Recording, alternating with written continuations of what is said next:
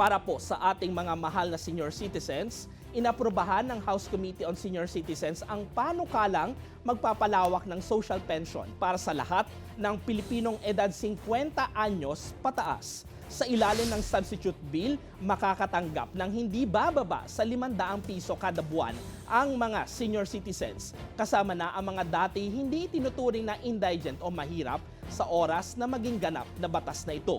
Nakasaad din na sa loob ng 5 taon, lahat ng senior citizens ay magkakaroon ng Universal Social Pension na hindi bababa sa 1,000 piso kada buwan kahit na may natatanggap pa sila na iba pang pensyon, maliban na lang kung piliin nilang wala na ito.